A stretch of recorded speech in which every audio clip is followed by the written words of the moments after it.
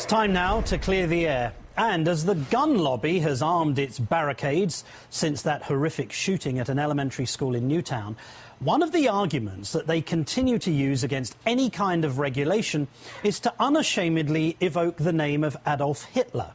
Supporters of the NRA say that history proves that tyrannical leaders begin by robbing law-abiding citizens of their firearms. In his book, Guns, Crime and Freedom, Wayne LaPierre says this: "Each year we solemnly remember in sorrow the survivors and those lost in the Holocaust. But the part gun registration and gun confiscation played in that horror is seldom mentioned. In Germany, firearm registration helped lead to the Holocaust." And so, with that theory being promoted by the NRA, we've seen the most abject and abhorrent suggestion that the President of the United States is somehow the equivalent of Hitler for asking Joe Biden to lead a task force on gun violence. This was a recently constructed homepage on the Drudge Report, which was vocalised vaingloriously by this gentleman.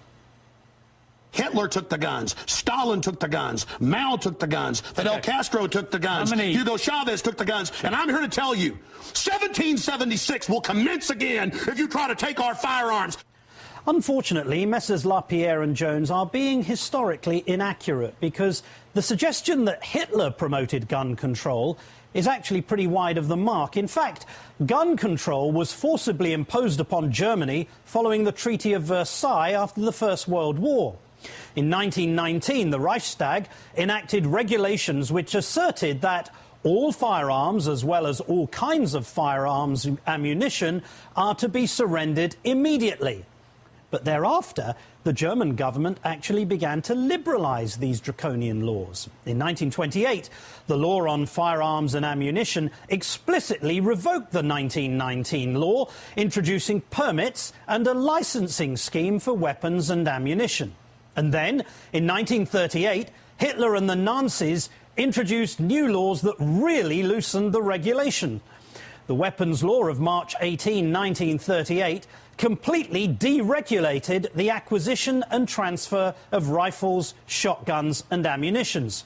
It extended those who could be exempted from an acquisition permit to include hunters and all members of the Nazi Party.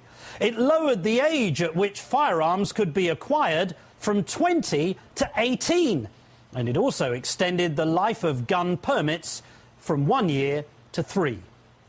Of course, for a nation hell-bent on genocide, Hitler did not allow the Jews to possess firearms, but virtually everyone else was free to do so. Which I guess turns this story on its head, because if anyone deserves to be equated with Hitler on the issue of firearms, then it's not the President, it's the NRA.